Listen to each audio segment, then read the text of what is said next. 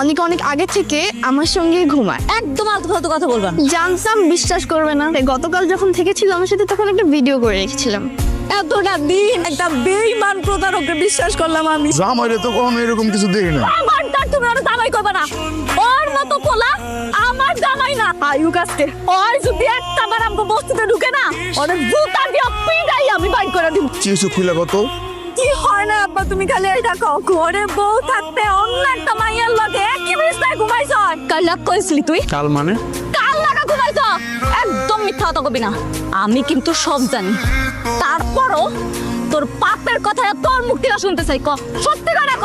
কাল রাতে লেট হয়ে গিয়েছিল, এই জন্য ভাবলাম যে বস্তিতে না থেকে নিজের বাসাতেই থাকি। ও এখন এটা বসতে হয়ে গেছে না? আরে বাবা, আমি তো পুরান হয়ে গেছি। এই জন্য তো নিজের চাচাতো বোনের লগে রাইট কানেক্ট হয় তোমার না। তুমি এসব কি বলছো? খবরদার, একদম নাটক করবি না। তুই কি মনে করছিস আমি কিছু বুঝি না? আমি কিছু জানি না, আমি সব জানি। শয়তানি তোর বদমাশ চরিত্রহীন আমারে আর আমার পরিবারে জগাই দাও তুই। মেঘলা, তুমি আমাকে ভুল বুঝতেছো। মানুষের কথা শুনে তুমি আমাকে ভুল বুঝো না। হো, আমি তোরে ভুল বুঝতাছি। এটা ভুল? এই ভিডিওটা ভুল?